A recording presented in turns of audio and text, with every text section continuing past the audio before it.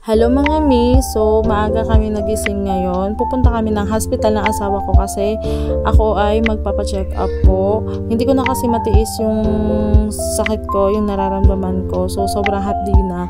So para lang po sa kalaman nyo, ako po ay siguro po nag-acute na yung UTI ko. Then sobrang sakit po talaga pag ako'y naihi. Di ako'y lagi pong may kasamang dugo sa pag-iihi. So 3 araw po akong ganon. So, kailangan ko na po talagang maresetahan ng antibiotic para po magamot na and humupa na yung pagdudugo niya na pag-iihi ako na may kasamang dugo.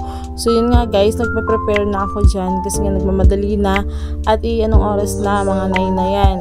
So, ayan, prepare lang tayo. Hindi na ako naligo guys kasi medyo nilalamig pa ako. So, siguro dali po ng akit na yung UTI ko. So, ganun ang pakaramdam ko na para ako nilalagnat. So, yun lang, mag-spray lang ako niyan kasi para mawala yung kaba ko.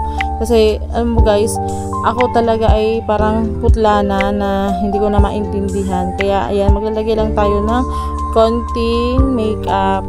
Yun lang. Tapos guys, ang hirap pala pagka may nararamdaman ka, may sakit ka kasi ang mahal ng mga gamot, ang mahal magpa-check up. So, yun nga, yun pa rin ang iniisip ko kasi sabi ko, gagastos na naman. So, yun, pero kailangan talaga para maagapan din, para kilos-kilos na ako ng ayos, makapagtrabaho ako ng ayos guys. Kaya, kasi nahihirapan na talaga ako. Ang sakit-sakit niya, ang sakit sa pag-iihi ko. So, buti nga po, tamad kasi akong bumangon guys pag madaling araw. Tamad akong umihi. Kaya siguro, doon nag-umpisa yung pagsakit-sakit ng balakang ko. Doon siguro nag-umpisa yung UTI ko. So, ang hilig ko din kasi guys sa soft drinks, then sa mga seasoning. So, ang hilig kong chicheria din. Yun din kasi ang siguro isang dahilan kung bakit ako nagkaroon ng UTI. So, para hindi na ako maparanoid mga mi, kailangan magpapa-check up na talaga ako para malaman ko na kung ano ba talaga yung kung anong pinagmulan guys. So, yun nga, dito nga kami sa Balibago. So, babayad lang ako ng tricycle. So, yun nga pala guys, napansin ko lang kasi parang walang mga jeep na dumadaan. Yung pala, kasi strike pa. So, hanggang 29 na lang pala. Hanggang 29 pa pala ang strike.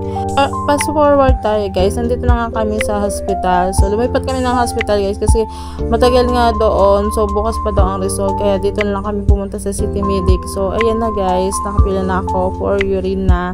So, waiting na result. Yan na yung gamot. So, bye guys.